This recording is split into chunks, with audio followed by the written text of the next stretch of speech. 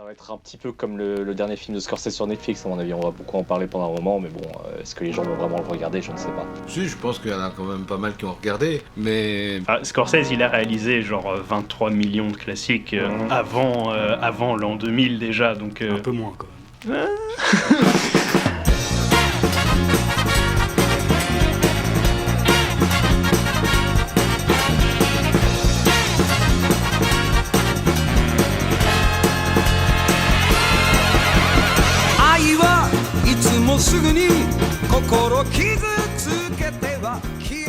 Salut à tous, ici Fantayoyo, et si vous avez reconnu cette référence, c'est que vous êtes vieux.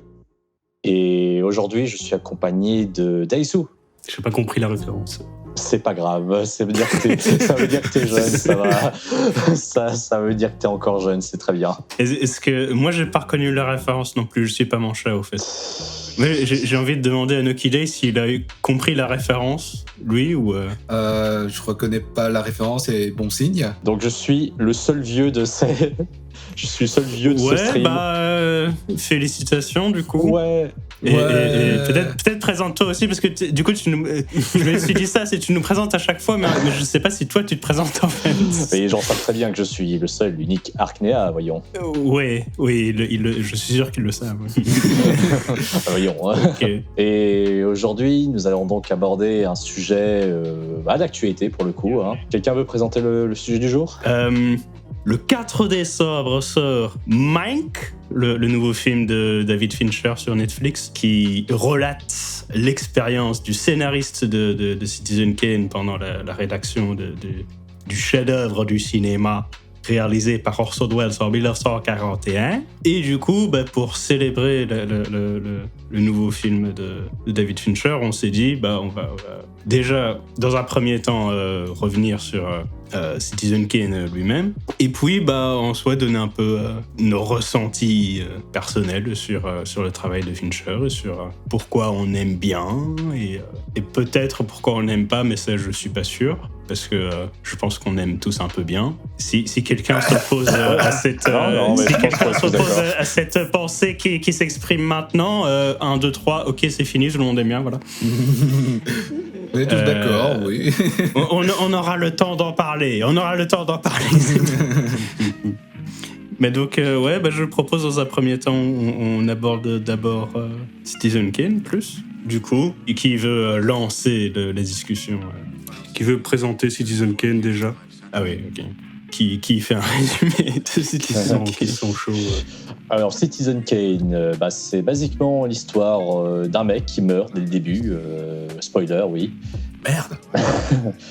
Et du coup, en fait... c'est Bruce Willis, en fait.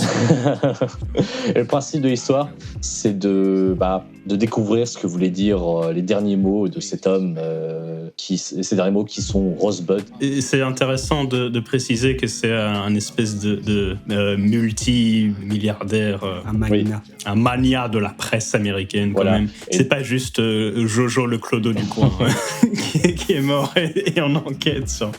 Et bref, donc il y a des journalistes qui vont s'intéresser à cette histoire de derniers mots, qu'est-ce que ça veut dire, pourquoi il a dit ça, et du coup ils vont interroger plein de gens pour savoir un peu quel genre de vie il a vécu, pourquoi a-t-il dit ça, qu'est-ce que ça veut dire, et donc on suit son histoire à travers des témoignages et des flashbacks. Oui, on reconstitue sa vie à travers l'expérience des autres, en gros.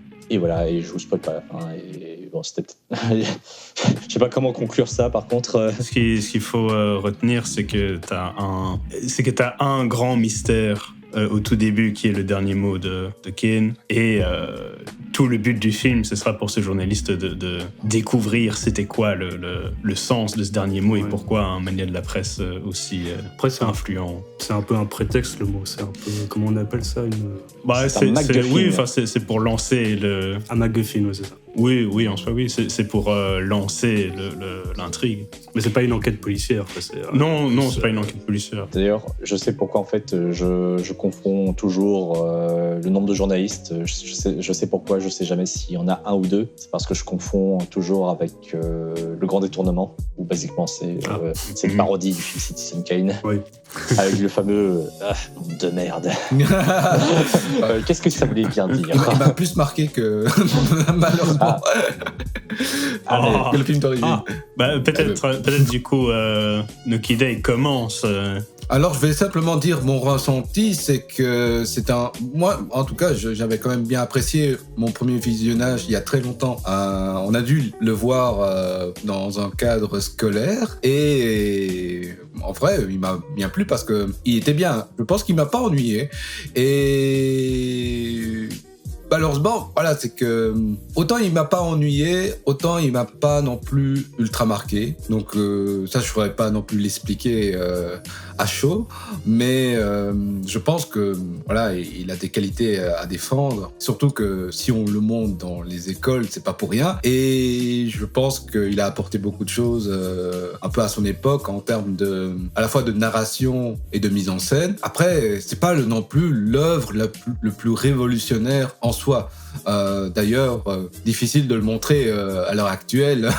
C'est que il a un rythme très lent comme ça, très, allez, on va dire, c'est très raconté de manière littéraire, comme si c'était. Oui, ça c'est un peu caractéristique du Hollywood de l'époque. Hein. Ouais. Oui, voilà, et on oublie presque aussi que c'est un film du vieux Hollywood. Donc c'est un cinéma. Allez, quoi, tu le montres maintenant, les gens vont s'ennuyer. Mais voilà, on va remettre le film dans son contexte. C'est qu'il a marqué beaucoup de réalisateurs à son époque.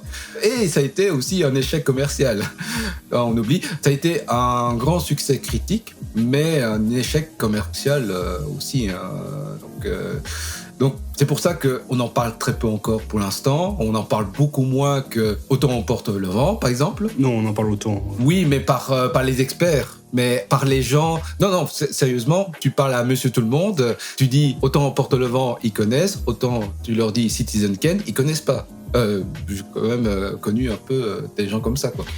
Je suis pas sûr, parce que moi je voulais rebondir sur ton histoire de l'école, parce que on l'a vu, j'étais dans la même classe, hein, mais on l'a vu à l'école effectivement. Le truc en fait, c'est que c'est un film qui a été révolutionnaire à son époque, et en fait, pourquoi est-ce qu'il le montre à l'école? Parce que c'est un film qui t'apprend à faire des plans construits, tu vois. C'est un film qui t'apprend à jouer avec les échelles de plan. Avec les échelles de plan, mais même avec la profondeur des plans, ou avec l'avant-plan et l'arrière-plan, avec la construction, la plongée, la contre-plongée. Mais du coup, avec le recul, ça en fait un truc très scolaire, quoi. Alors que c'était pas le cas au départ. Hein. Au départ, c'était révolutionnaire, mais tout le monde s'en est tellement inspiré que ça devient un truc... c'est pas un truc où tu le regardes en 2020 et tu vas découvrir de nouvelles choses, tu vois. C'est des trucs que t'as l'impression d'avoir déjà vu avant, alors que c'est lui qui l'a inventé, entre guillemets. Je pense que concrètement, c'est un peu la même chose quand tu vois genre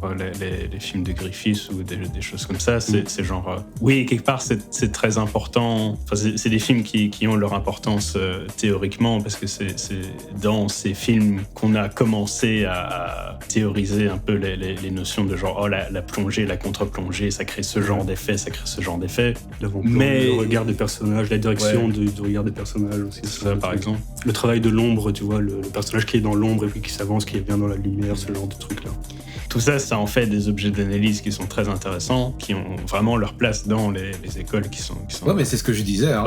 Intéressant à analyser, mais c'est vrai que bon, les voir à froid aujourd'hui, en 2020, alors que tellement de choses se sont passées depuis, c'est vrai que c'est...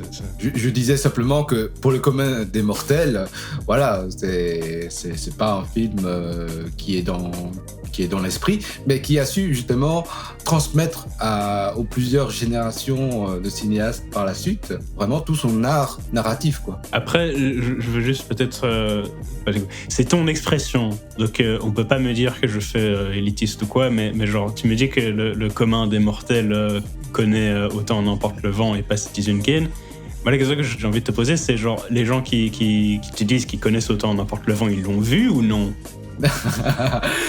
Mais attention, parce c'est pour ça. parce non. que autant on emporte le vent, je pense que ça a quand même moins de réputation que Citizen Kane, et en soi, il fait genre 4 heures hein, Ouais, en ouais, plus. Il faut s'en tout à rappeler fait. de ça. J'ai Donc, bien, en fait, j'ai bien employé le mot parce que j'ai bien dit ils connaissent de nom. Donc ça veut pas dire ouais, ok, qu'ils l'ont vu. D'accord. Ça c'est Oui, sûr. ok. Et je pense qu'il y a plus de gens qui ont vu Citizen Kane, mais il y a plus de gens qui connaissent de nom Autant on porte le vent. Tu vois, parce que Autant on porte le vent, c'était une œuvre populaire. C'est ça que je disais, la différence. Oui. Après, c'est vrai que je peux comprendre pourquoi Citizen Kane a été peut-être moins un succès populaire qu'Autant on emporte le vent. C'est vrai que Autant on emporte le vent, ça a un aspect fresque, mais presque plus romantique, tu vois. Oui, c'est ça. Qui fait que effectivement, ça parle peut-être plus au grand public que Citizen Kane, qui est genre Très Orson Welles est vieux chez lui et il est tout seul et il est très très énervé. Oui. Bon, d'accord. Je rejoins l'avis sur lequel je pense que personne aujourd'hui, en dehors des fans de cinéma, n'a regardé Autant n'emporte le vent, parce que je pense que plus personne n'a la patience de regarder. Peut-être revenons sur Citizen Kane quand même. Qui du coup, mais je sais que vous l'avez dit d'une certaine manière, mais bon, je tiens à le dire parce que ça me touche beaucoup. Vraiment, le fait que ce film, en plus d'être révolutionnaire, en fait, a su trouver un langage de cinéma qui aujourd'hui est tellement évident, quoi. C'est ça qui rend. Parce que c'est pour ça aussi qu'on dit de ce film que c'est le plus grand film de tous les temps. C'est qu'en fait, ça fait partie des grandes inventions du cinéma, finalement, ce langage. Ça fait partie de. Parce que c'est pas tant de limitation, c'est juste qu'à partir du moment où ça s'impose à toi, tu peux pas faire autrement, quoi, parce que tu vois ça, tu te dis juste, ouais, c'est comme ça qu'il faut faire des films, en fait. Donc, oui, ça paraît si évident, mais il a fallu quelqu'un pour... C'est pour ça qu'il faut pas... c'est important de se souvenir de ce film. Et puis, au-delà de ça, je trouve quand même que l'histoire, sans être révolutionnaire, bien que, je sais pas, dans le contexte de l'époque, si c'est vraiment des histoires qui avaient vraiment été abordées, mais l'histoire reste quand même vraiment super intéressante, super bien racontée. C'est sûr que la narration a un peu vieilli, c'est sûr, hein, mais voilà, il faut quand même que, comme tu disais, il faut se remettre dans le contexte de l'époque. Mais même, ça reste quand même chouette à suivre, donc faut y reconnaître ça. Oui, puis aussi le film, il a 80 ans. Maintenant. Oui, voilà. Après, ça, sur le sujet de l'histoire, peut-être, c'était quand même un sujet un peu inédit parce que c'était inspiré d'un personnage réel. Charles Foster Kane était une espèce de détournement de William Randolph Hearst, un magnat des journaux américains, et de ce que j'ai compris, qui était une espèce d'homme d'affaires véreux.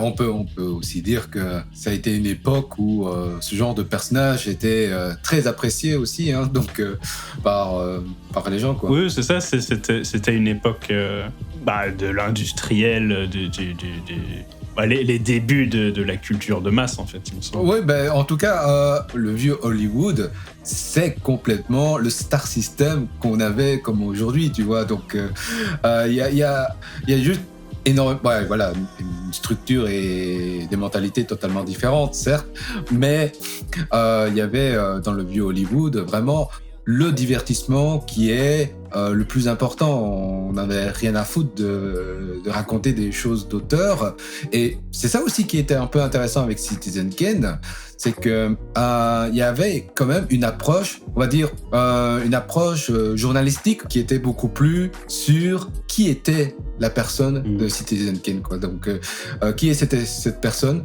et on était moins dans le paraître, et c'est ça qui était très intéressant dans le film. On a déconstruit un personnage presque mythique, quoi. Oui, je pense, concrètement, je pense pas que le Hearst ait vraiment apprécié, en fait, le Citizen Kane, concrètement. Non, il a pas apprécié. Ah, il a pas apprécié, tu... Du coup, quand tu vois on peut en parler maintenant, parce que je me suis renseigné un peu sur la manière dont le scénario a été écrit, du coup, pour le film Manque. Et les studios se chiaient dessus et voulaient absolument pas qu'on le reconnaisse trop fort, tu vois. Donc, parce qu'au départ, en fait, le scénar de base, on reconnaissait vraiment clairement que c'était lui. Et le scénar de base le descendait beaucoup plus fort, tu vois. Il était beaucoup plus vénère.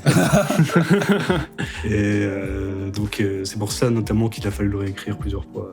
Ok. Ah oui, et le scénar de base qui venait de Mankiewicz. Oui, c'est ça. Oui. Peut-être on devrait juste expliquer ça en vitesse. Du coup, Citizen Kane est réalisé par Orson Welles et scénarisé par Herman Mankiewicz, qui lui était un scénariste un peu en vogue quand même, il me semble. Enfin, il a écrit Le Magicien d'Oz, entre autres. C'est plus un script docteur que vraiment scénariste.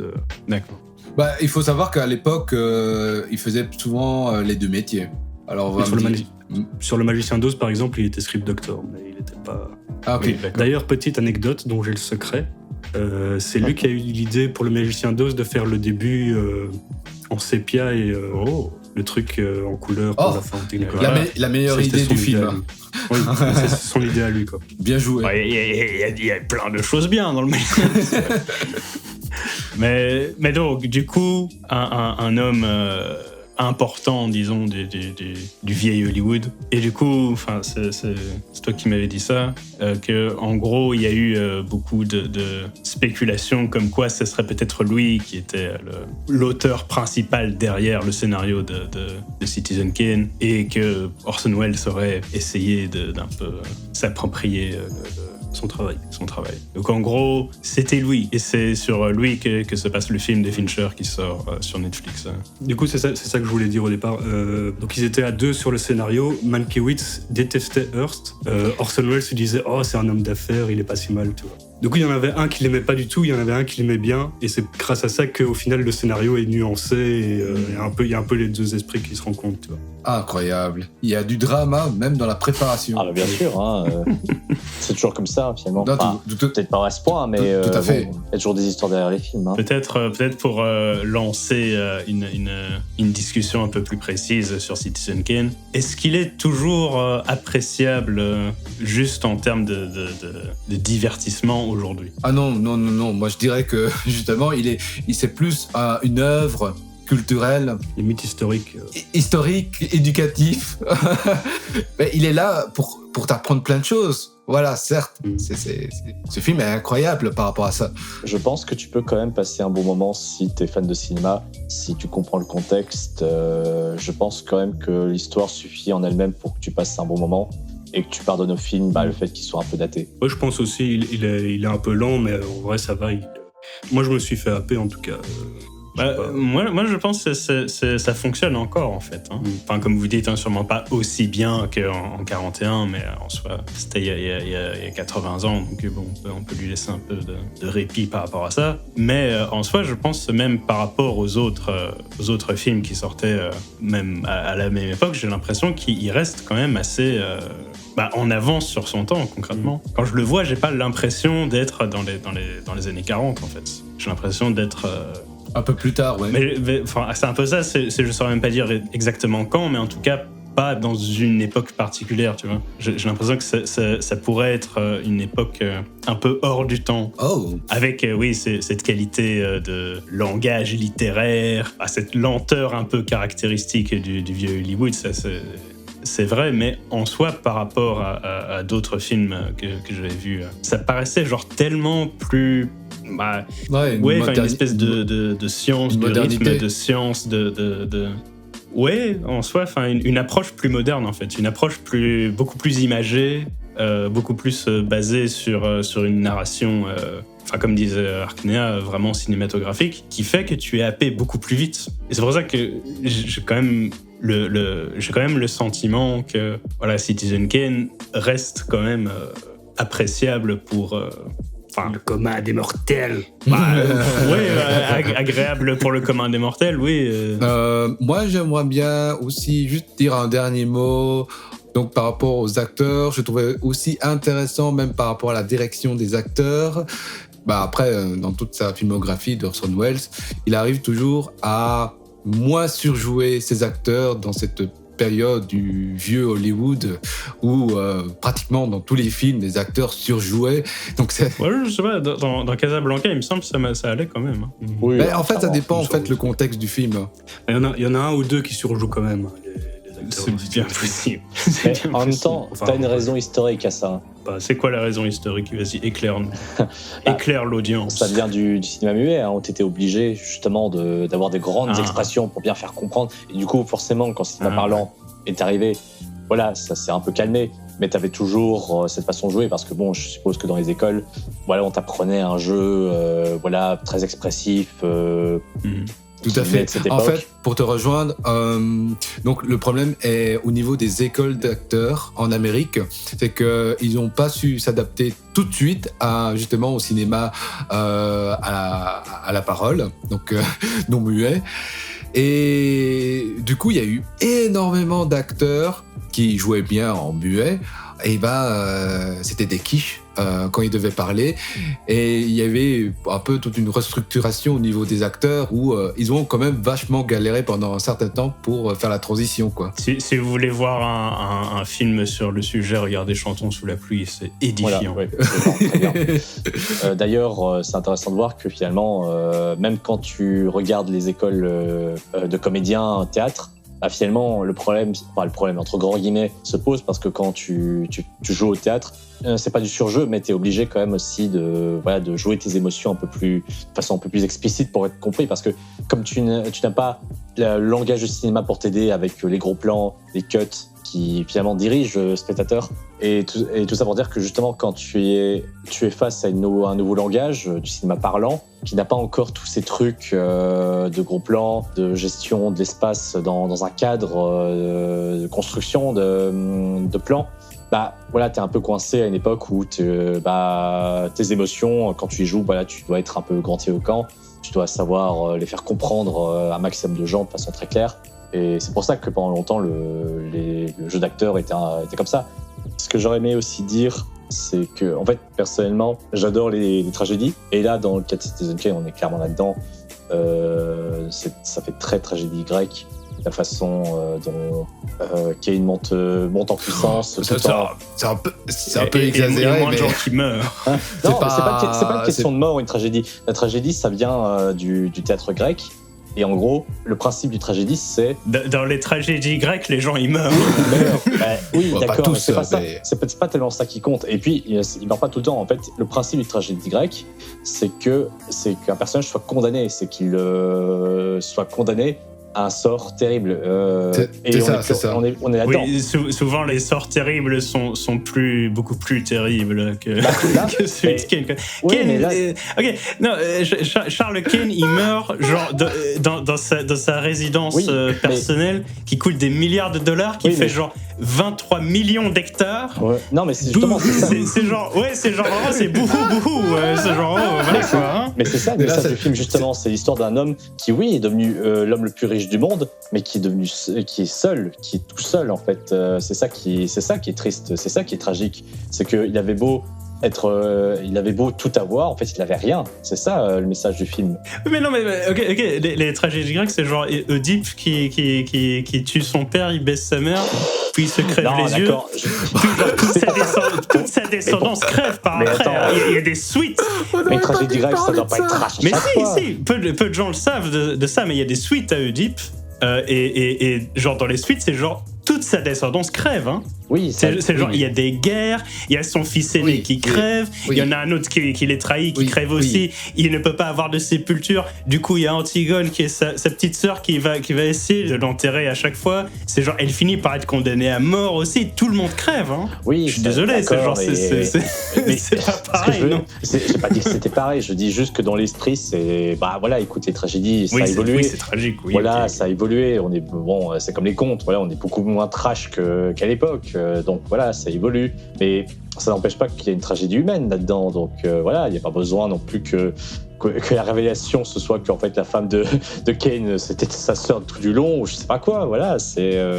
Alors c'était très. Franchement, moi j'ai adoré le passage de Pamandja. À partir du moment où il dit c'est un milliardaire, il meurt. Bon, c'est vrai que voilà, ça dépend encore une fois d'où tu viens et tout ça, tout le tralala, mais ça c'est sûr. Forcément, je pense que c'est un drame. Voilà, peut-être pas la tragédie du siècle, mais pour moi c'est une tragédie parce que je suis d'accord aussi avec des mais pour moi c'est une tragédie parce que comme on voit le personnage mourir dès le début, quand tu suis son histoire, voilà, tu as une certaine idée de condamnation. Tu sais déjà que voilà, comment il va finir. Et le but, c'est de savoir comment il en est arrivé là. Tu vois, c'est ça qui rajoute une certaine tragédie dans le truc. À l'époque, c'était assez rare, les drames. Ça veut dire, il y en avait, mais c'était principalement des drames d'amour, des drames romantiques. Et donc, c'est ça encore. Une fois, moi, je trouve ça c'est intéressant. Il y a vraiment, déjà, une sorte d'approche d'auteur, tu vois. Donc, cette vision de Orson Welles à vouloir prendre vraiment un point de vue précis et à contre-courant de ce qu'on voudrait voir, tu vois. Donc, c'était le but de Orson Welles, c'était pas vraiment d'en faire un divertissement. C'est vraiment un divertissement, mais qui fait réfléchir, quoi. Et c'est ça qui était vraiment intéressant. Il faut dire aussi que mal finir une histoire à l'époque, c'était pas très très bien vu, ou même être juste cynique du début jusqu'à la fin. Je pense pas que c'était vraiment quelque chose où on se disait ça va être vendeur, tu vois, pour les producteurs, il fallait qu'une histoire se finisse bien pour se dire voilà, il faut comme ça les gens ils vont aimer le film et ils vont venir en masse.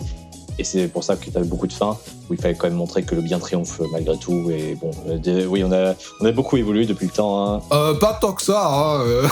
Ça dépend quel film. Hein. On a un peu diversifié cette approche. Oui, c'est ça. Oui, tout à fait.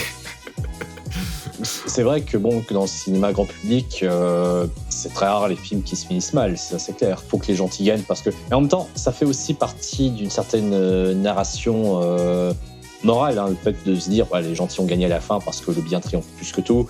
Voilà, ça fait partie un peu de nos grandes idées de narration.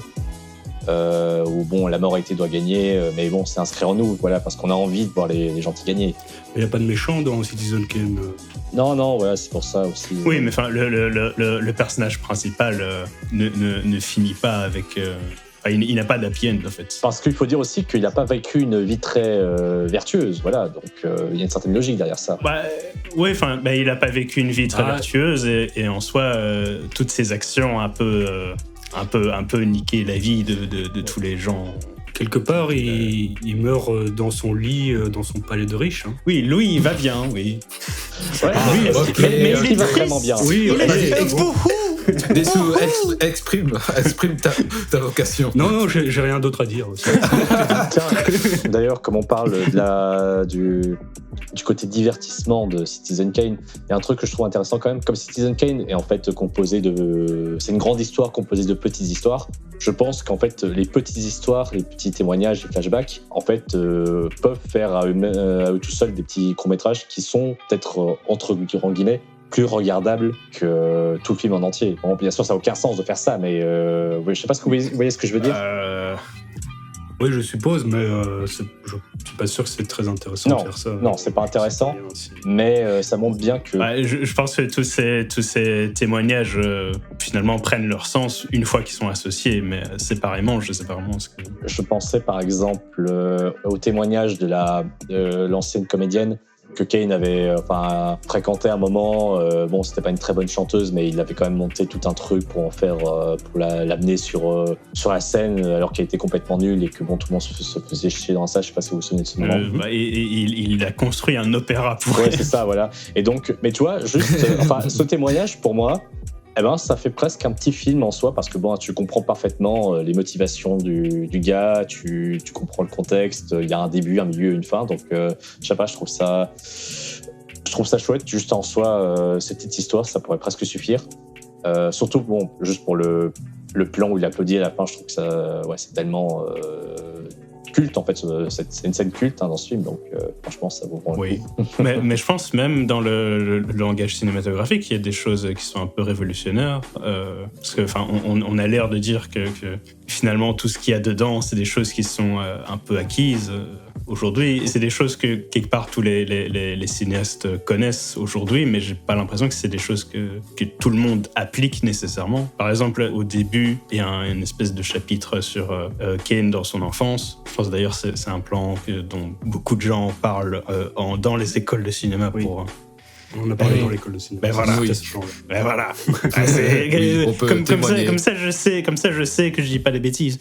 Il y a un plan où T'as la famille de Charles Keane qui discute de son avenir avec un banquier de Wall Street qui va l'adopter. Et pendant ce temps-là, on voit Charles par la fenêtre qui joue dans la neige.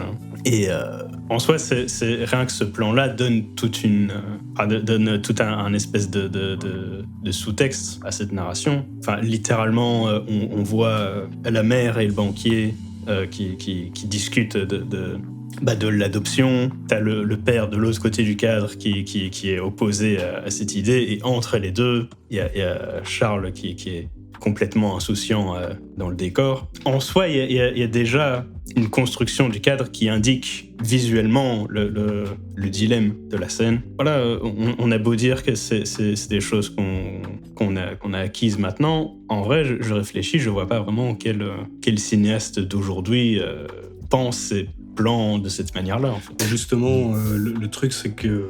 Enfin, déjà, on a dit que c'était révolutionnaire à l'époque, ça l'est, tu vois. Oui. Le truc, c'est que si tu fais ça maintenant, aujourd'hui, c'est ultra scolaire comme travail, tu vois. Ouais, oui, ok. Et tout le monde se fout de ta gueule parce que tu appliques bêtement les règles de construction d'image. Oui, non, je comprends, mais enfin, je veux dire, des innovations sur cette idée-là. Oui, je comprends. C'est genre, comment on peut reprendre ce genre d'idée, ce genre de représentation visuelle de ce qui se passe dans le texte de la scène. J'ai l'impression que, enfin, ça, il y en a qui le font encore. Il y en a qui le font encore, mais enfin, je veux dire, c'est quand même. Je pense, encore une fois, c'est les bons réalisateurs qui arrivent à mêler le classique et un peu à aller plus loin ou à se diversifier. Moi, je pense, ensuite, on rebondit bien. Moi, je pense à David Fincher, qui est à la fois réfléchit beaucoup sur ses plans, construit son film beaucoup aussi sur le montage. Et je pense que c'est pas pour rien qu'il va faire un film sur le scénariste de Citizen Kane. Il a cette manière, disons, cette discipline à faire des films, donc quelque chose de très bien construit. Et donc, oui, après, est-ce qu'on peut dire que des réalisateurs comme David Fincher sont très fréquents ? Oui, non. Donc, forcément, tout le monde n'est pas David Fincher, quoi. En fait, je pense pas que David Fincher soit tellement un mec qui a de la discipline. Je pense juste que c'est un gars extrêmement acharné pour construire un plan parfait. Enfin, selon lui, je pense qu'il est prêt à aller très loin. Enfin, bien que non pas si loin que ça, parce qu'en fait, il s'entoure de la technologie qu'il faut pour pouvoir construire les images qu'il a prévues pour ses films. Je pense que c'est un réalisateur qui a vraiment été fait pour le cinéma numérique, le cinéma des effets spéciaux. Parce qu'il n'utilise pas tellement des effets spéciaux grandiloquents pour pouvoir créer des mondes, des monstres, ce genre de choses. Il s'en sert pour créer des petits détails dans ses films qui pourraient passer inaperçus. Mais en même temps, il est vraiment fasciné par le cinéma à l'ancienne. Il n'y a qu'à voir Seven, où basiquement c'est un film noir, mais en couleur. Mais on est totalement dans l'ambiance d'un film noir. Oui. Non, mais c'est comme ça qu'il le décrit. C'est un film noir en couleur. Oui, tout à fait.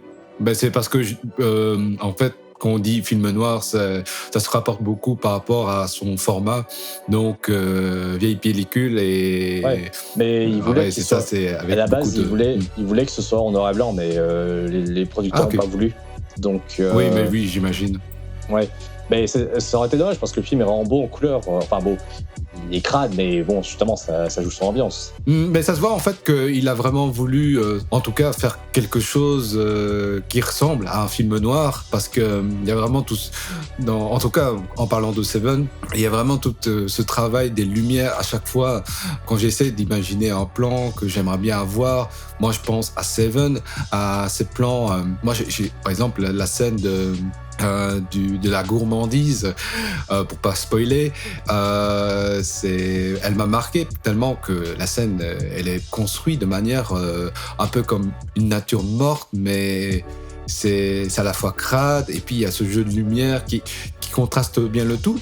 Franchement, voilà, on sent à partir de Seven, à partir même d'avant, qu'il a une certaine maîtrise de son cinéma. je tiens juste à faire l'anecdote. Donc, à la base, c'était un monteur vidéo de clips. Réalisateur de clips, non? Réalisateur de clips, oui. Et Tout à fait. de publicité aussi. De publicité, de tout. Oui, il a travaillé vraiment en tant que... En fait, il a travaillé en tant que vidéaste d'abord, en fait. C'est ça qui était très intéressant. Wow. Comme Zack Snyder. Oui, bah, Mais je oui, un précise, peu, oui. je précise qu'il a fait des publicités parce que ça l'a beaucoup influencé dans sa manière de calculer les plans, tu vois, de vraiment faire des plans super beaux, super esthétiques. Ça l'a poursuivi dans toute sa carrière. Hein. Je tiens à rajouter aussi qu'il a travaillé pour une société qui avait aussi engagé Michael Bay et Spike Jonze. Mais sinon, ce que j'allais dire aussi, c'est que du coup, Fincher qui réalise Mank, je pense que ça peut être très intéressant parce que Fincher, c'est un peu l'alliance du cinéma à l'ancienne et des nouvelles technologies. Donc, c'est très chouette. Et surtout que j'ai l'impression que pour ce film, il veut vraiment se lâcher au niveau visuel, au niveau artistique. Je pense que ça va être un vrai film personnel pour lui. Et surtout qu'il a un style très cynique dans ses scénarios et en même temps, il mélange beaucoup d'humour noir. À part dans Benjamin Button, bizarrement, où c'est un film très lumineux finalement, donc ça fait presque tâche dans sa filmographie. Mais bon, écoute. Oui, c'est beaucoup moins sombre, Benjamin Ouais, Button. non, c'est clair, c'est vraiment le petit film. Quand même, c'est un peu plus un film romantique. Ouais, comme c'est ça. C'est un film beaucoup plus, joyeux. C'est un peu dans l'idée, c'est un peu un Forrest Gump finalement. Et bon, ça fait très bizarre du coup de le voir à côté de films comme Seven, Millennium ou Zodiac, tu vois. Ça. Enfin bon. Il me semble qu'il voulait un Oscar.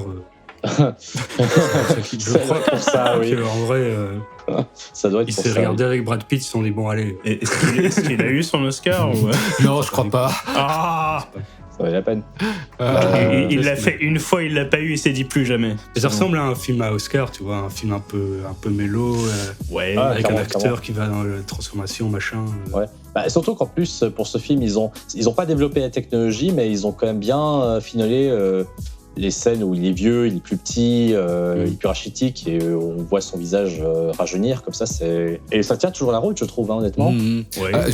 Je dis, en fait, je viens d'apprendre, en fait, il n'a jamais eu d'Oscar. En fait, je suis choqué. Moi, je croyais qu'il en avait eu un. En tout cas. J'ai pas choqué. Écoute, non, mais je surjoue pour nos spectateurs. Bon, Bien sûr. Moi, je suis pas vraiment choqué. Je pense que c'est pas le genre de film qui chope des Oscars. Hein. Non, mais bien sûr, mais bon, pour son talent de réalisation, il aurait mérité un peu de reconnaissance par ses pairs. Oui, bien sûr, mais ça. après, c'est pas comme ça que ça marche, les Oscars. Tout à C'est fait. voté par des espèces de ghouls. Mais je tiens justement à revenir sur l'étrange histoire de Benjamin Button. Et comme vous l'avez dit, il a cherché un peu le prix, l'Oscar. Mais finalement, le film lui a rapporté quand même pas mal de prix. En fait, il y a 2 films qui lui ont rapporté beaucoup de prix, de récompenses. C'est Social Network et l'étrange histoire de Benjamin Button. Ce qui est un peu dommage, parce qu'en vrai, là, sur le coup... on oublie ces grands classiques, quoi. Ouais, Social Network est, je pense, un de ses plus grands classiques. C'est son plus Mais je pense qu'il a, tous ces films, après The Game, je pense qu'il a réalisé que des films qui ont marqué le spectateur d'une façon ou d'une autre, hein, parce que on a parlé de Benjamin Button, t'as Millennium qui a quand même bien fait pareil de lui. Ça fait pas partie des films que les gens regardent le plus, mais t'as eu beaucoup de discussions autour de ce film. Social Network, que beaucoup de gens en parlent encore.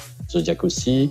Gone Girl aussi. Hein. Seven, c'est un classique comme Fight Club. Fight Club, voilà, c'est un film générationnel. Hein. Après, je pense Panic Room est probablement l'un ou peut-être son plus faible. Ouais, mais quand même ça... Alien 3, je pense qu'on peut compter Alien 3 comme plus faible. Ouais, mais Oui, Alien 3, compte comme Alien 3, c'est un peu de la triche. C'est un peu de la triche, dire Alien 3. Il est sur le wiki. Il est là. Oui, il est là, mais bon... Il faut qu'on en parle. C'est super mais Alien important. 3, même si le film est pas terrible, quand même, faut déjà reconnaître que c'est pas la faute de David Fincher. Et puis, Voilà. Ça reste quand même un film... assez culte, hein, quand même. Bon, ça fait partie de la trilogie Alien, donc bon, il y a quand même quelque chose. Culte, je sais pas, parce que je pense pas qu'on s'en souvient. C'est pas on s'en souvient c'est pas pour celui qui est le plus aimé, mais comme un bon film, mais Ça dépend pour qui, oui. Ouais, mais les gens le regardent, quoi. On le regarde encore, tu vois. Il n'est pas tombé dans l'oubli complet. C'est vrai. Après avoir vu Prometheus. ouais, allez, Prometheus. Après avoir vu Prometheus, c'est l'autre dont j'ai déjà oublié le nom. Prometheus, au moins, il y a une ambition d'être différent, quoi, je pense. Dans Alien 3, c'est une espèce de masse informe de producteurs. Ouais, mais, je me dis, voilà, Alien 3, il y avait des idées. Il y avait des idées. C'est quoi les idées d'Alien 3 ? C'est quoi les idées d'Alien 3 ? Vas-y. C'est-à-dire qu'à la base, avant même que le film commence, à la pré-production, t'avais genre plein d'idées comme ça qui ont été écrites dans le scénario, tu vois, dans les storyboards. Très bien. C'est juste que bon. C'est quoi les idées qui sont à l'écran ? Mais laisse-le un peu parler, bon sang. Il me parle du storyboard. Moi, j'ai pas vu le storyboard, j'ai vu le film. Non, mais tu vois, ce que je dis, c'est que c'est pas un bon film. Mais faut reconnaître quand même qu'à la base, il y avait des idées qui auraient pu faire de ce film un grand film. Mais bon, voilà, ça s'est mal passé. Mais dans Prometheus aussi, il y avait des idées qui auraient pu faire. Non, il n'y avait aucune bonne idée. Non, je m'excuse, dans Prometheus, t'avais aucune bonne idée. Je suis désolé, mais non. T'avais rien de bon à reprendre. Ni avant, ni pendant la pré-production, ni pendant, ni après. Rien du tout. Rien. Non, c'est juste que ça a été mal foutu, mais il y avait des idées. Non, je m'excuse, il n'y avait aucune bonne idée. Voilà, ça, c'est mon avis, voilà. Bon, allez.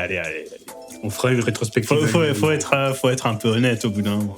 Ouais, j'avoue qu'on fera la rétrospective Alien. Un de ces quatre, on va le faire. Ne vous inquiétez pas, préparez vos arguments. Mais j'aimerais juste dire un truc sur Panic Room, c'est que même si c'est pas un film qui a eu un grand succès, sans être une révolution, quand même, il a tenté des trucs avec la technologie virtuelle. Faut lui reconnaître ça. Bon, ça c'est le gros défaut, c'est que du coup le film ressemble plus à une énorme démo pour des effets numériques. Mais bon, moi, faut reconnaître qu'il essaye des trucs. Oui, mais je pense que c'est plus ce qui te reste du film une fois qu'il est terminé. Je pense dans Panic Room, comparé à d'autres films comme Seven ou Social Network. Après, c'est pas un truc déplaisant. Non. C'est-à-dire que typiquement, c'est le genre de film qui passe sur TF1 une fois par an, vers 20h. Sur TF1, c'est quoi ça Ne le rappelle pas, TF1. C'est facile à diffuser, je trouve, ces films, surtout quand tu regardes certains des autres films, voilà, c'est un peu les frissons du vendredi soir. Voilà, c'est ça, exactement ça. Tu vois, c'est ni trop ni trop peu, tu vois, c'est juste ce qu'il faut pour la famille, quoi. Tu vois, tu mets juste un déconseil au moins de 10 ans ou 12 ans et voilà, ça passe, quoi. D'ailleurs, en parlant de ces films, j'aimerais juste, mais je sais pas si vous l'avez vu, mais j'aimerais vraiment parler de The Game. Je l'ai pas vu. Enfin, moi, je l'ai pas vu. C'est dommage parce que personne n'en parle et pourtant, ce film est fascinant. Mais pas pour les bonnes raisons, je trouve. Ah bon ? Pour quelles raisons est-il fascinant ? Vends-nous. C'est-à-dire que le film est vraiment excellent jusqu'à les 10 dernières minutes. Les 10 dernières minutes, je trouve, sont catastrophiques. Ah bon ? En vrai, c'est pas un film horrible, même pour ces 10 dernières minutes. Mais en fait, vraiment, le film aurait été fantastique si le film, si c'était mal fini, en fait. Je vais pas trop spoiler, il me semble que Fincher est d'accord avec toi. Qu'il avait dit qu'il a foiré la fin.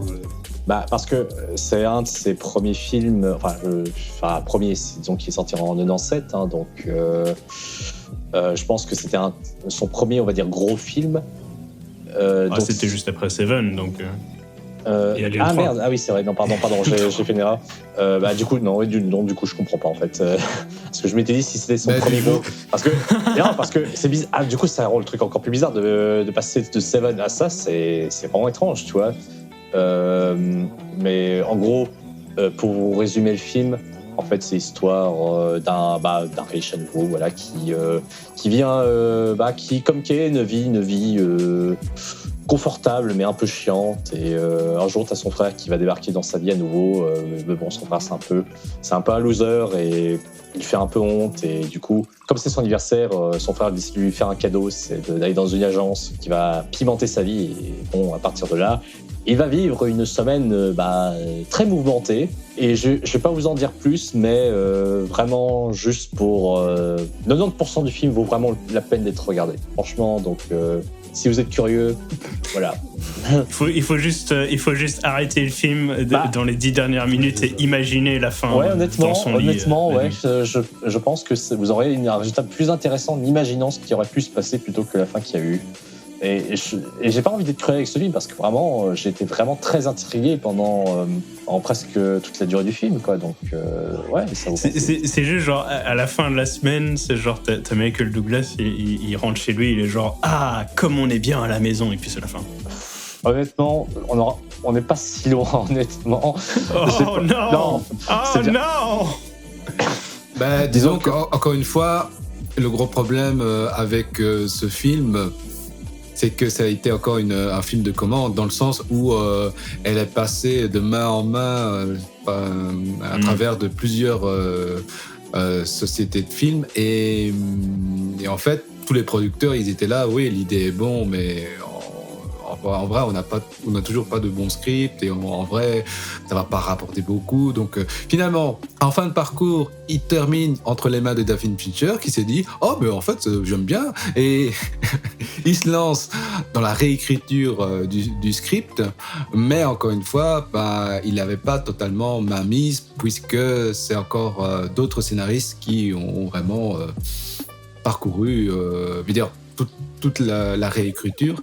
En tout cas, ça a été un vrai bordel au niveau de la préparation, quoi, dès le départ. Bah, ça se ressent, franchement, ça se ressent beaucoup. Ouais, mais je suppose que c'est pour un peu toutes ces raisons qu'on s'en souvient un peu moins. Après, The Game, je trouve que au niveau technique, il y a beaucoup de moments qui font très téléfilm. On sent qu'il y a des moyens derrière, mais il n'y a pas vraiment de si grande audace que ça comparé à ces autres films. Donc, je sais pas, ça fait presque... c'est presque un intrus finalement dans sa filmographie, ça sort beaucoup de points, mais... Et sinon, pour revenir au fait qu'il va réaliser Mank, je sais pas si vous avez un avis par rapport à ça. Un avis cool. Cool. Lourd.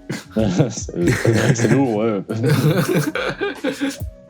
Quelqu'un s'est au moins renseigné sur ce nouveau projet. Qu'est-ce que tu aurais à dire dessus, par rapport à tes renseignements? Je sais que c'est un truc qu'il voulait réaliser depuis une quinzaine d'années. Il voulait le faire juste après The Game, mais des soucis de production, machin, il n'a pas pu le faire. Maintenant, il peut le faire par Netflix. Et c'est un scénar qui a été écrit par son papa. Voilà, je crois que sur la production, c'est un peu de tout. Après, je me suis renseigné sur l'histoire... la vraie histoire, maintenant je sais pas si... En fait, comme j'avais pas beaucoup d'informations sur Mank, en fait je m'étais fait une petite théorie comme ça, en mode théorie du complot, mais du coup les révélations les révélations d'Alessou me pètent dans mon délire, donc merci. Hein. Dans ma tête, je m'étais fait un film comme quoi en fait Fincher, comme c'est un réalisateur qui aime les films un peu à l'ancienne, et un peu comme Scorsese, il ne supporte pas les films d'aujourd'hui, qui sont calibrés par Disney pour le plus grand nombre. Alors il a décidé de faire un film, de montrer ce que c'est que le vrai cinéma. Alors il propose un film en noir et blanc racontant une histoire de l'ancien Hollywood comme ça. Du coup ça doit pas être ça. Peut-être qu'il y a un peu de ça, hein, parce que j'imagine bien Fincher ne pas apprécier les films qui sortent aujourd'hui, hein, donc qui sait. Alors, ce que je vais dire va être très... ça va être très simpliste comme pensée, hein.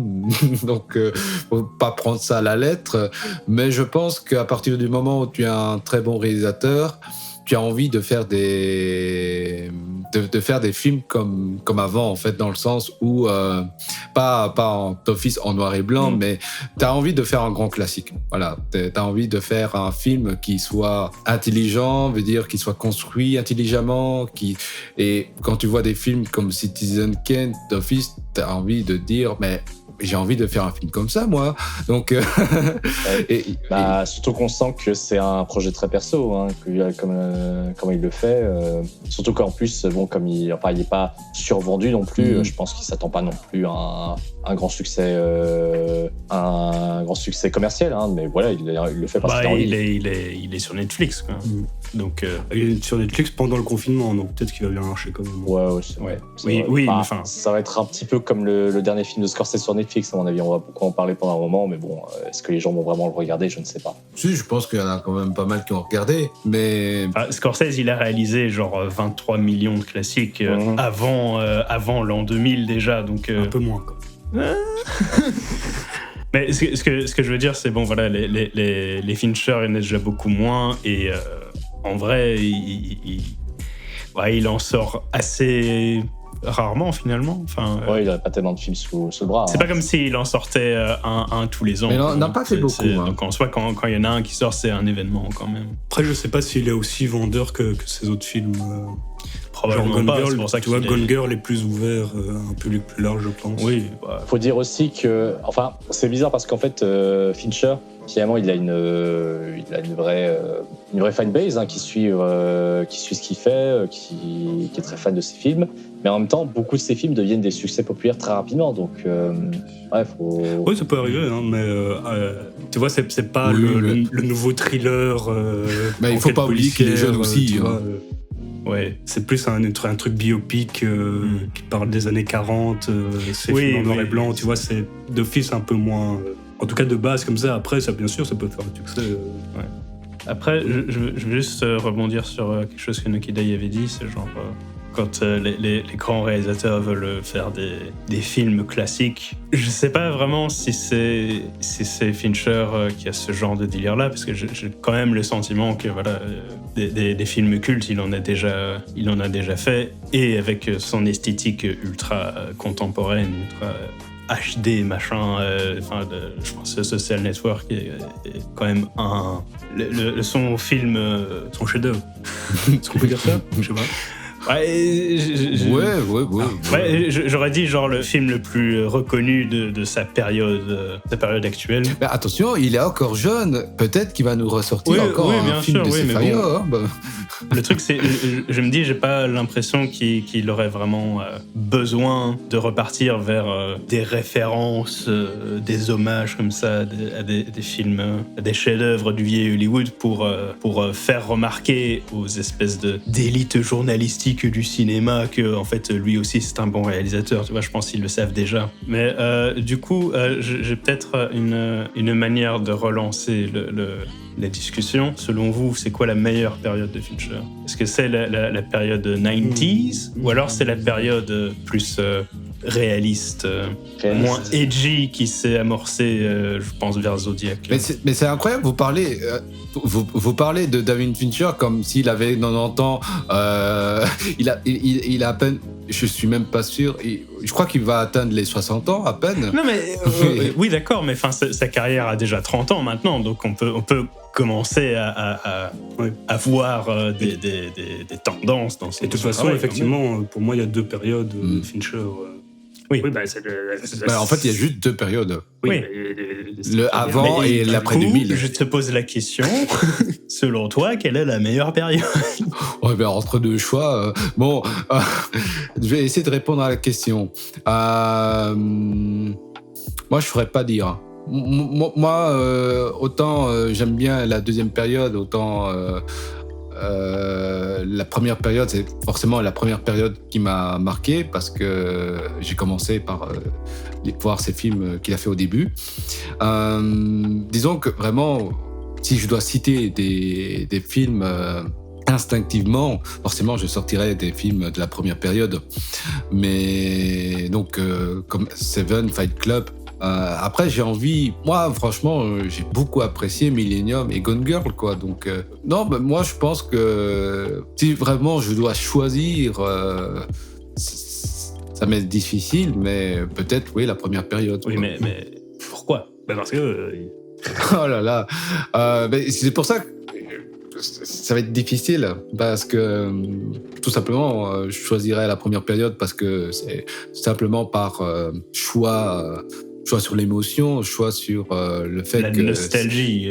La nostalgie, c'est le fait que c'était mes premiers films, veut dire que j'ai vu de lui. Et je trouve que peut-être que par exemple, moi je pense à Seven, Fight Club, mais surtout Fight Club. Je pense qu'il y a un peu un côté jeune, où on sent qu'il a voulu essayer des choses et ça parle beaucoup aux jeunes, quoi, que ça soit Seven, Fight Club ou Alien. Alors que plus tard, encore une fois, The Social Network, Gone Girl, l'étrange histoire de Benjamin Button, là, il a commencé à faire des films avec moins d'audace de jeunesse, mais plus maîtrisés, qui, en général, sont des sujets, des histoires qui ciblent les adultes, principalement. Peut-être moins de Social Network, mais après... Plus probablement que Fight Club, par exemple, je pense. Je pense aussi. Ouais. Je suis pas sûr. Non, je suis pas sûr. En vrai, oui, c'est vrai que c'est... Je me dis... Je pense pas qu'ils ciblent les jeunes, c'est juste que ça parle de Facebook, oui. Du coup les jeunes ça les intéresse, mais ils ciblent pas particulièrement les jeunes quand ils font le film. Ça les intéressait à l'époque. Oui, ok. Aujourd'hui, je sais pas. Mais ils s'intéressent pas spécialement à eux, c'est juste le sujet les intéresse, tu vois. Oui, ouais. mais après, je pense pas que des adolescents seraient totalement laissés en dehors par Social Network non plus. Je pense qu'ils peuvent l'apprécier malgré tout. Je pense. Ouais. Donc, oui, tout à fait. C'est plutôt en fait dans la trame narrative. C'est plutôt dans l'aspect aussi mise en scène. Il a cet aspect beaucoup plus à vouloir. Je veux dire, apporter une maturité dans l'ambiance, en fait, dans le sens où ça essaie de critiquer quelque chose. On va dire, Fight Club, Seven aussi, ça critique des choses. Mais en fait, ça critique plus que des thématiques que les jeunes s'intéressent. Fight Club, ça critique la société, tu vois, donc la société de consommation. Donc, Seven, voilà, c'est un polar, quoi, donc c'est pour toute la famille, on va dire. En tout cas, pour moi, c'est moi, franchement, je tiens à dire que, Seven, je le montrerai à mon gamin, tu vois. Tu lui montrerais à 7 ans déjà? Non, mais voilà, peut-être pas à 7 ans, mais peut-être à 9. Sérieusement, hein, donc 9, 10.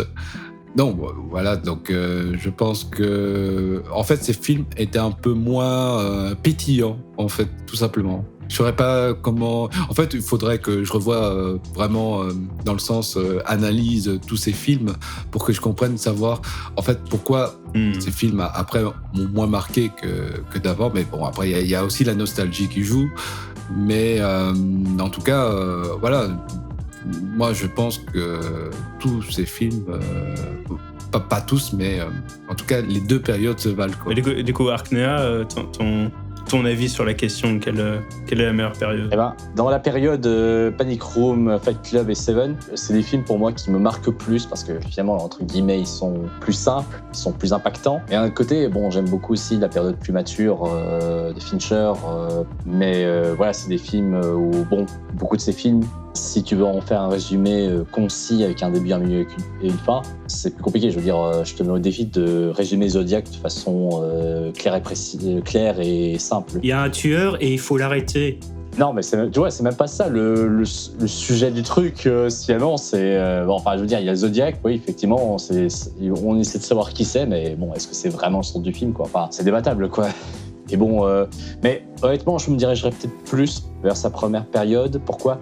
Parce que, par exemple, quand on regarde Millennium, je l'ai beaucoup aimé, mais honnêtement, je trouve que ça aurait été peut-être un film meilleur s'il avait été plus, on va dire, edgy, façon Seven.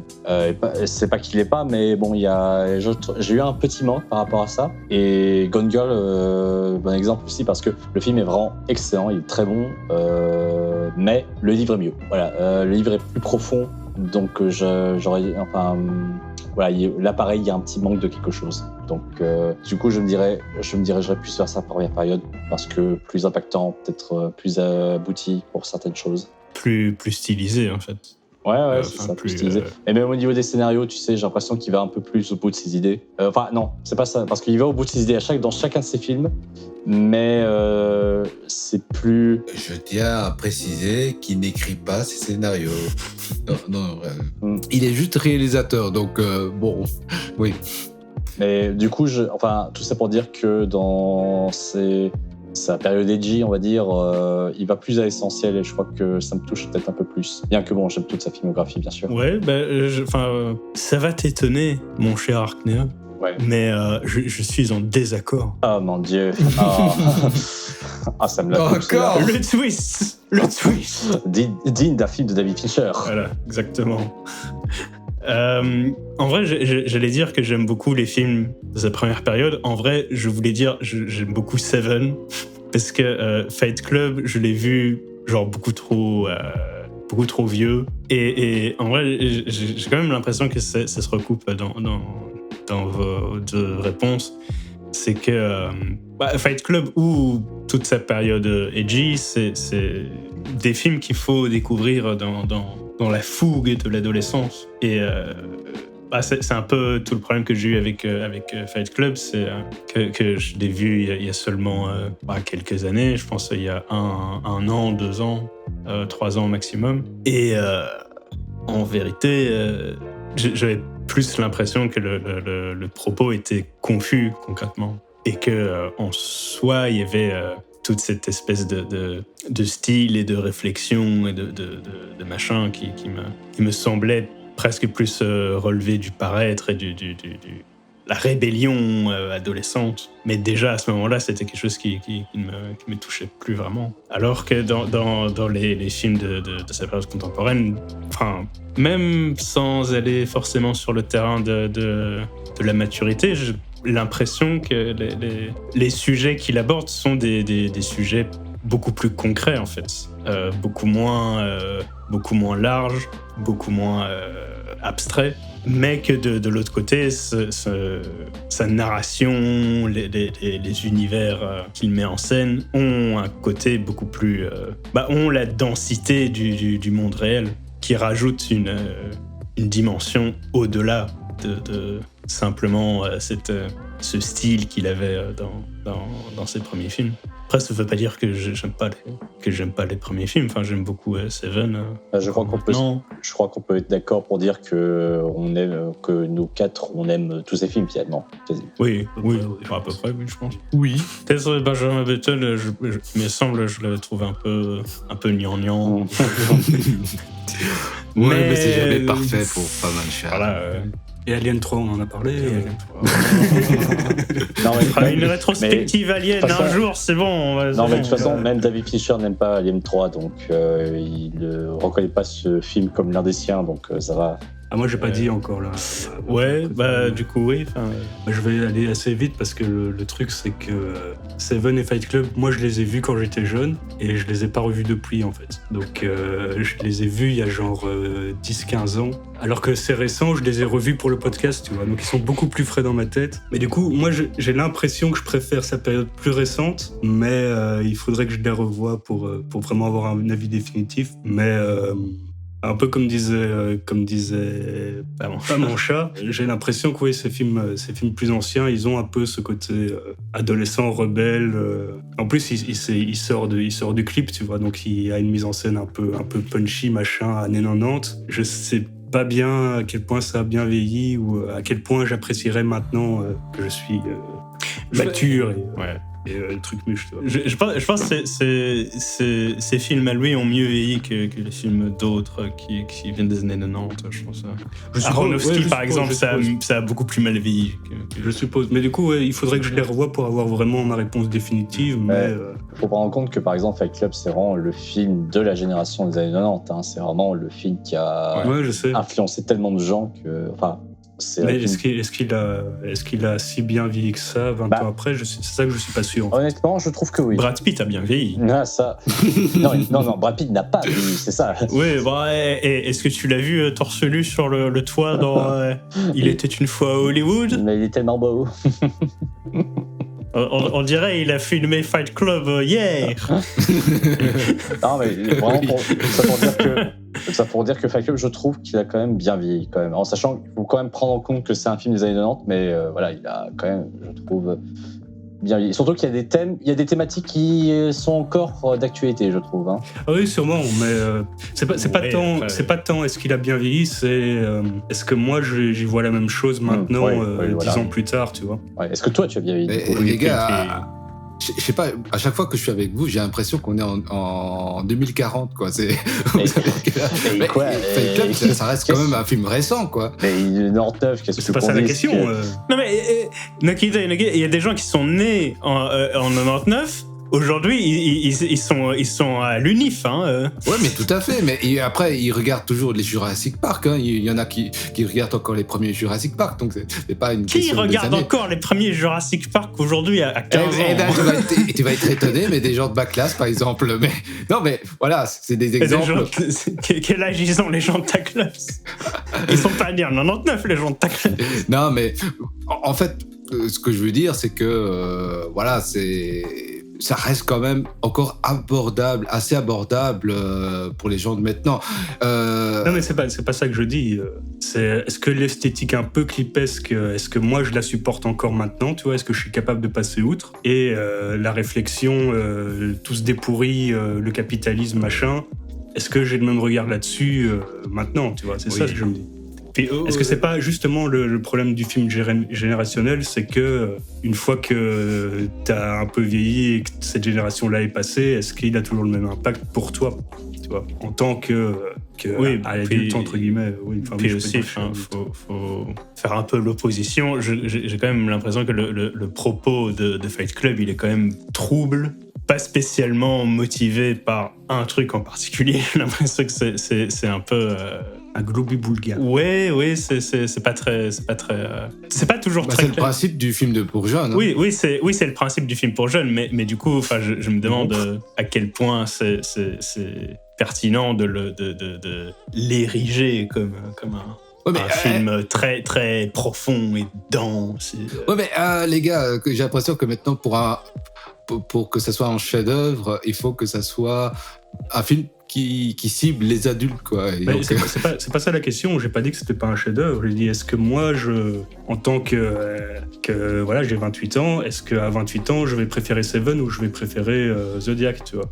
Ou est-ce que je vais préférer Social Network? C'est par rapport à moi. C'est parce que la question, c'est qu'est-ce que moi je préfère, tu vois? Oui, bien sûr. Voilà. Mais je répondais à Pamancha. Oui, en soi, ça se rejoint avec ce que vient de dire Dessous, je pense.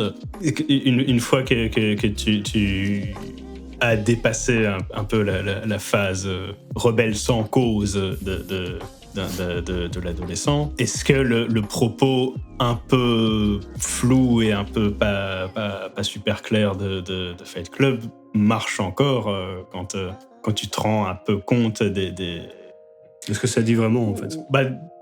Même pas forcément de ce que ça dit vraiment, mais qu'il y a un monde en dehors du propos du film. Qui a beaucoup de choses que le film ne mentionne pas sur le monde, en fait. Okay. Tu vois, le monde, c'est pas aussi simple que les méchants capitalistes et il faut détruire leurs immeubles. c'est plus compliqué. Oui. Mais c'est intéressant quand même parce que dans Fight Club, il décrit pas ça comme une réalité, il décrit juste un groupe d'individus qui a décidé d'avoir cette idée parce que c'est une secte finalement, donc c'est pas fait c'est fait pour représenter. C'est un peu, c'est totalement le thème du film, c'est représenter des gens mal dans leur peau qui ne reconnaissent plus dans cette société, du coup qui se vengent en fait. Parce qu'ils sont frustrés. Oui, mais je suis d'accord. Mais le problème, c'est qu'il y a cette esthétique très... il y a cette esthétique du cool qui fait que tu te dis « Ah, ces mecs-là, c'est quand même... c'est vrai qu'ils sont cool. » Tu vois Brad Pitt, le charismatique Brad Pitt qui te raconte les méchants capitalistes, mais c'est intéressant parce que bombarder leurs immeubles.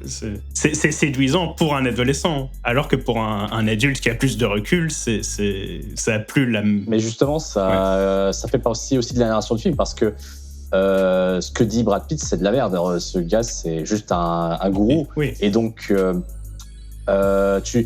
c'est sûr que t'es un ado, t'es un peu attardé. Du coup, je dis ça parce que tous les ados sont attardés. Je dis ça parce que je dis pas ça. Tu l'as dit. Voilà, je dis juste que quand t'es ado, voilà, t'es forcément plus influençable.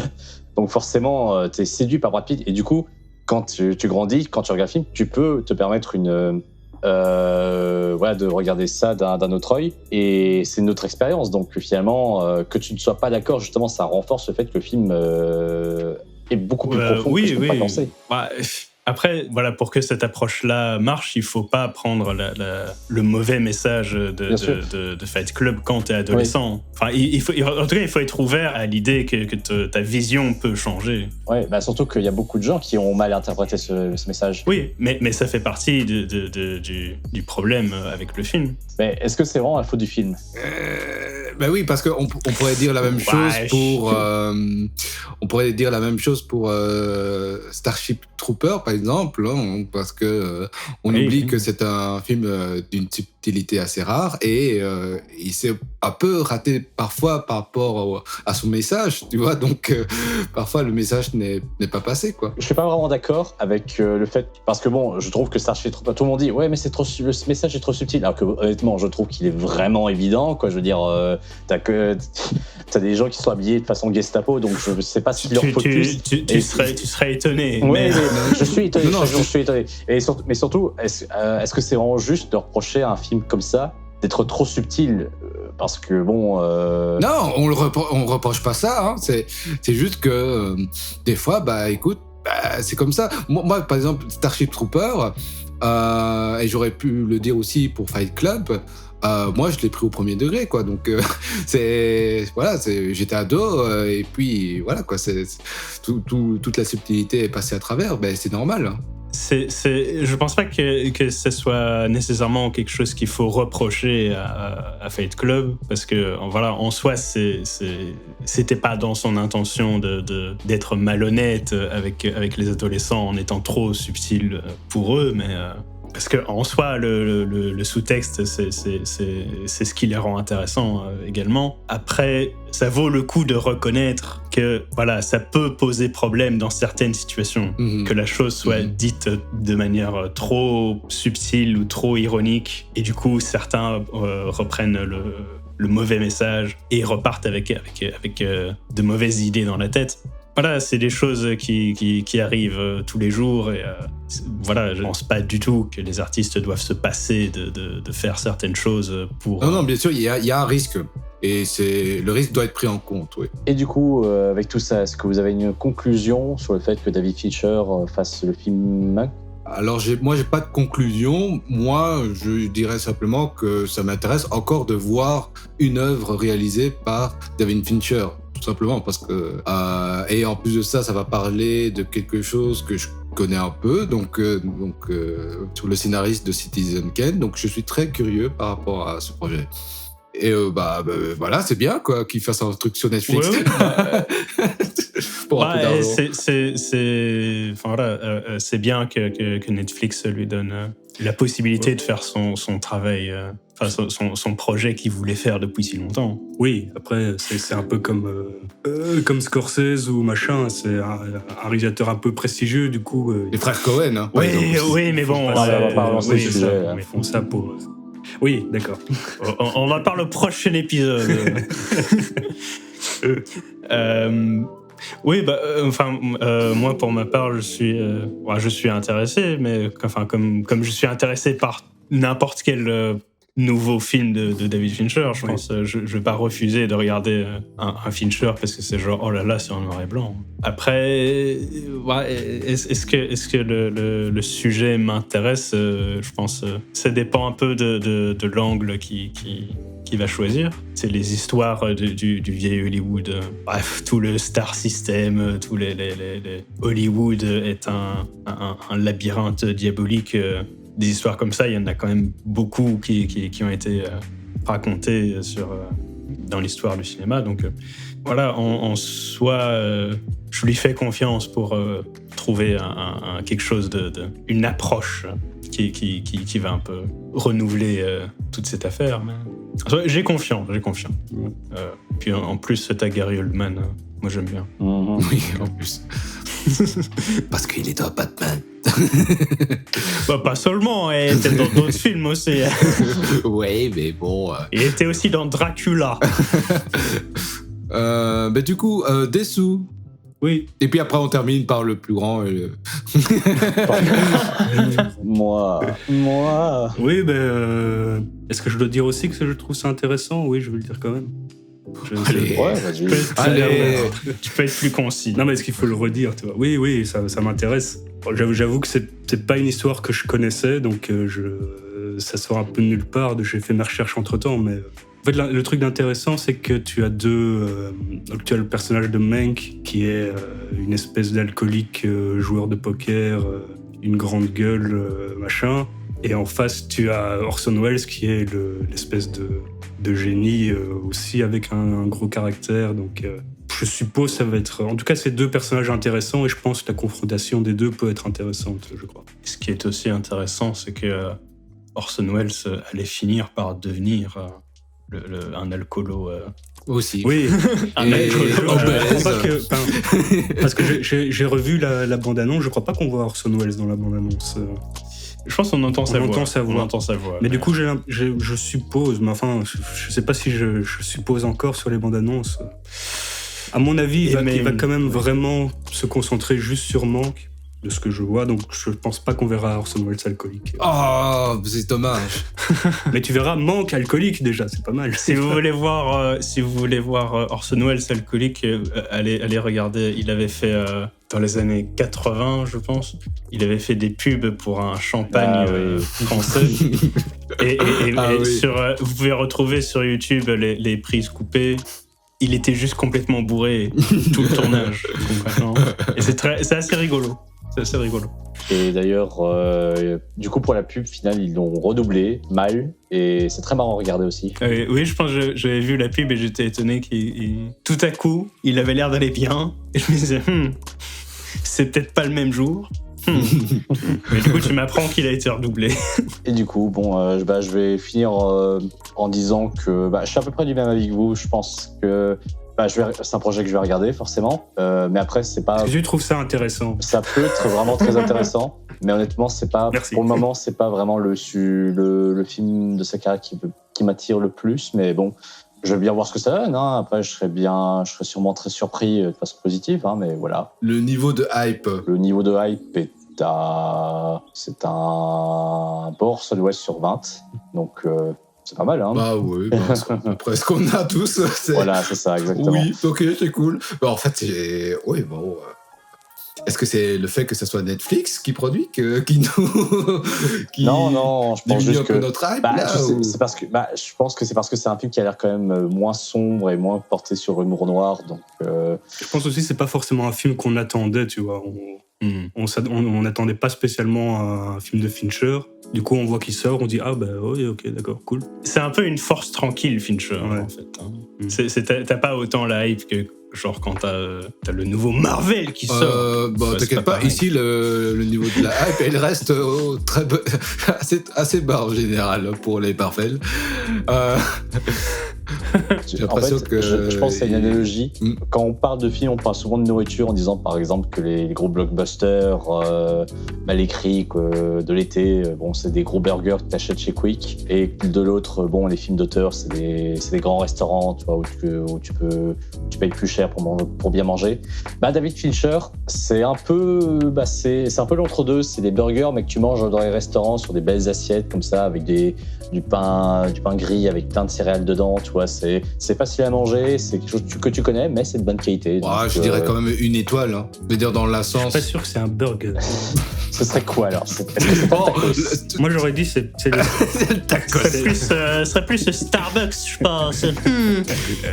Bon, y a un petit on a compris, Starbucks, chacun sa référence. Moi, c'est la tarte aux pommes, si vous voulez. Allez.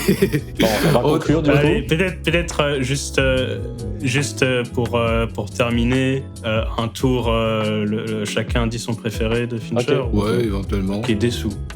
Social Network. Ok. Noki Day. Seven. Ok. Arknea. Je dirais Seven aussi. Ah, on est deux. Il va y avoir égalité. Moi, j'ai dit Social Network. Oh non. Oh non. Le résultat du débat au prochain épisode. Le débat va se terminer juste après la fin de ce podcast. On va le faire sur le parking dans l'Octogone. Il n'y a pas de problème. Allez. Du coup, conclusion. Il faut juste dire au revoir et faire une blague. Sauf si t'as encore un truc à dire, mais sinon... Non. Si t'as encore un truc à dire. Mais non. Okay. Non, mais c'est bon, ça fait plus... Bon, allez, c'est reparti pour 2 heures. Bonne nuit. Merci d'avoir écouté le podcast. On est sur toutes les plateformes. N'oubliez pas de vous abonner et de nous dire ce que vous avez pensé dans les commentaires. Mais du coup, allez, bonne nuit. Bisous à tous. Au revoir et bonne chance. Merci d'avoir suivi.